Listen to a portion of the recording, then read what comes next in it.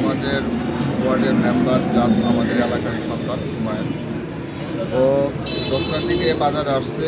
এখান থেকে নয়াবাড়ির কিছু লোক দুষ্কৃতিকারী, তার মধ্যে ছিল ছেলে শাওন এবং ওয়াশিংটন। এরা বাজারে এসে হুমায়ুনরে বললো যে ওর সাথে কিছু দরকারি কথা, এই কথা বললে ওরে জোর করেই ওরা এখান থেকে নিয়ে গেছে। ওরা একা যাইতে জেনে ওর সাথে আমিও গেছিলাম। পরে যাওয়ার পর দেখি এখান থেকে যে ধরনের কথা, আমরা হয়তো ভাবছি যে ব্যবসায় কোনো কথা থাকতে পারে, কিন্তু এখানে যাওয়ার পরে দেখি পরিস্থিতি অন্যরকম। সেখানে শাওন প্লাস আরও 20-30 জন ছেলে যারা এখানে উপস্থিত ছিল, সবাই অতর্কিত ওর উপরে হুমায়ুনের উপরে হামলা করার প্রস্তুতি নিছে।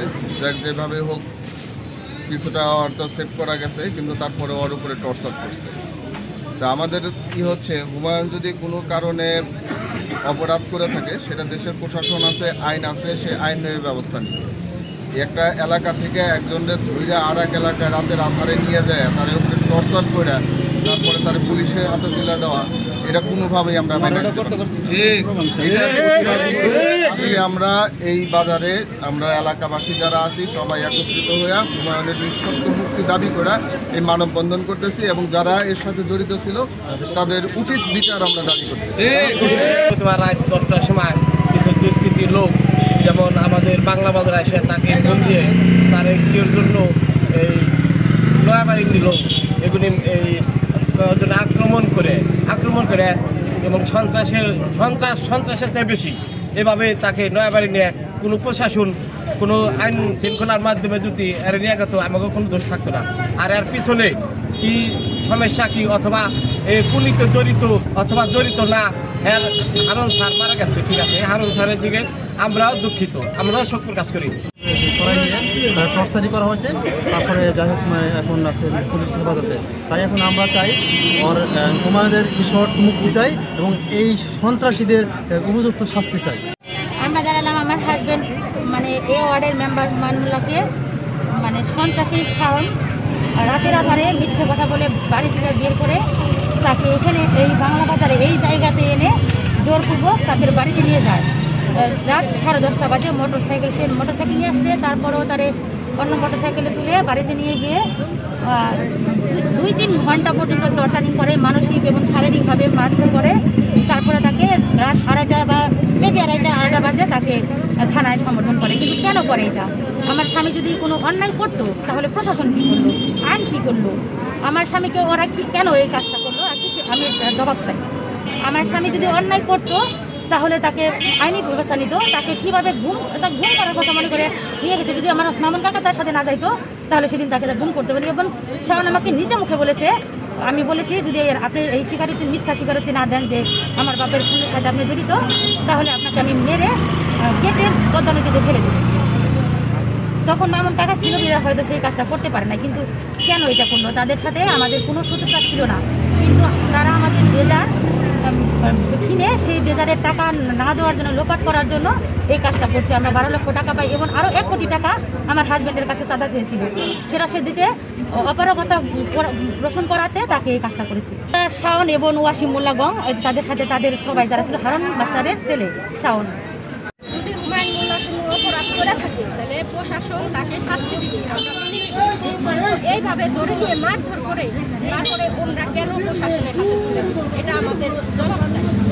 2 নং কুসুমহাটি ইউনিয়নের 2 নং ওয়ার্ডের নির্বাচিত জনপ্রতিনিধি জনাব হুমায়ুন মোল্লাকে কতিপয় লোকজন কথা বলার কথা বলে, আলোচনা করার কথা বলে ডেকে নিয়ে মব সন্ত্রাসীর মাধ্যমে তাকে অন্যায়ভাবে গ্রেপ্তার করিয়ে দিয়েছে।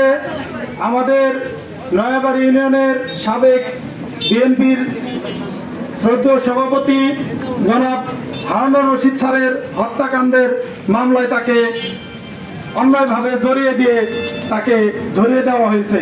আমরা যে কোনো অন্যায়, হত্যা এবং নৃশংস কর্মকাণ্ড, বিশেষ করে হারুন স্যারের মৃত্যু হত্যাকাণ্ডের ঘটনার সঠিক তদন্ত, দোষী ব্যক্তিদের অবশ্যই দৃষ্টান্তমূলক শাস্তি দাবি করি। সঠিক তদন্তের মাধ্যমে প্রকৃত অপরাধীরাই যেন এই হারুন মাস্টারের হত্যাকাণ্ডে শাস্তি পায়। কোনো নিরীহ লোক যেন এই ঘটনায় নির্যাতন, হুমকি বা চাঁদাবাজির শিকার না হয়। আমরা জানি অনেক কথিত কথা আছে, গুজব আছে, এই হত্যাকাণ্ডকে ভিন্ন খাতে প্রবাহিত করার জন্য অনেককেই অনেকভাবে ফাঁসানোর ষড়যন্ত্র চলতেছে। এবং আমরা ইতিমধ্যেই দেখেছি আমাদের 2 নং ওয়ার্ডের যে সম্মানিত নির্বাচিত জনপ্রতিনিধি জনাব হুমায়ুন মোল্লাকে ডেকে নিয়ে একটা মব সন্ত্রাসের মাধ্যমে, একটা মবের মাধ্যমে অন্যায়ভাবে এবং তাকে মানসিকভাবে, শারীরিকভাবে নির্যাতন করে মধ্যরাত্রে তাকে পুলিশ দিয়ে ধরিয়ে দেওয়া হয়েছে। যে এই ঘটনাকে আমরা এই ঘটনার তীব্র নিন্দা এবং ঘৃণা প্রকাশ করছি, ক্ষোভ প্রকাশ করছি এবং অনতিবিলম্বে প্রশাসনের দৃষ্টি আকর্ষণ করছি, তাকে যেন নিঃশর্ত মুক্তি দেওয়া হয়। জোরালো দাবি করছি, একটা নিরীহ মানুষও যেন এই ঘটনায় নির্যাতনের, হয়রানির শিকার না হয়। মিস্ত্রি ওয়াসিম এবং কামনা শাওন এই গণের যে অপহরণ করে মব সৃষ্টি করে মারধর করা, ধরে নিয়ে যাওয়া, এটার আমরা তীব্র নিন্দা জানাচ্ছি। আমাদের জিজ্ঞাসা সাংবাদিক ভাইদের কাছে, কিভাবে একজন যদি অপরাধী হয় তাকে ধরার অধিকার কার আছে? সেটা কি প্রশাসন ধরবে, সাংবাদিক ধরবে, নাকি সিভিলিয়ান ধরবে? যদি প্রশাসন ধরার অধিকার থাকে তাহলে কেন সিভিলিয়ান ধরা হলো? আমরা আইনের প্রতি শ্রদ্ধাশীল, আইনকে আমরা ভালোবাসি, শ্রদ্ধা করি। আমরা চাই আইনের মাধ্যমেই সবকিছু হবে। এবং আপনাদের মাধ্যমে এটারও আমাদের জিজ্ঞাসা প্রশাসনের কাছে, কেন এই অপহরণ করা হলো এবং মব সৃষ্টি করে তাকে নির্যাতন করা হলো, এর কোনো সদুত্তর আমরা পাইনি। এই হুমায়ুন মামুন আমাদের জন্য অনেক কিছু করেছে, আমাদের রাস্তাঘাট ঠিক করে দিয়েছে, আমাদের আপদ বিপদে এই হুমায়ুন নাম্বার আমাদের পাশে ছিল। তো আমরা আমাদের হারুন স্যার যে নিহত হয়েছে, তাকে মার্ডার করা হয়েছে, সেজন্য আমরা সকলেই আমরা শোকাহত। আমরা হারুন মাস্টারের জন্য আমরা অনেকবার মানববন্ধন করেছি, জয়পুরে বন্ধ গিয়েছি, কিন্তু এই হারুন মাস্টারের ছেলে এবং তার যারা সহযোগী আছেন তারা তো এখন একটা টাকা পয়সা কামানোর একটা রাস্তা খুলে বসে আমাদের হারুন স্যার মৃত্যুকে কেন্দ্র করে।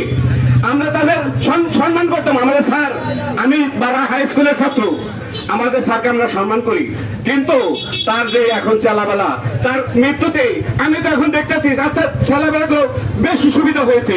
তাদের এখন একটা রাস্তা কামানোর একটা তাদের হয়েছে, রাস্তা হয়েছে হারুন মাস্টারকে কেন্দ্র করে। তারা তো এখন তার মৃত্যুর বিচার চায় না, তারা টাকা পয়সা এখন আত্মসাৎ করতেছে সকলের কাছ থেকে। আমাদের নিরীহ মানুষকে ওই যে গম দিয়ে গম লাগাই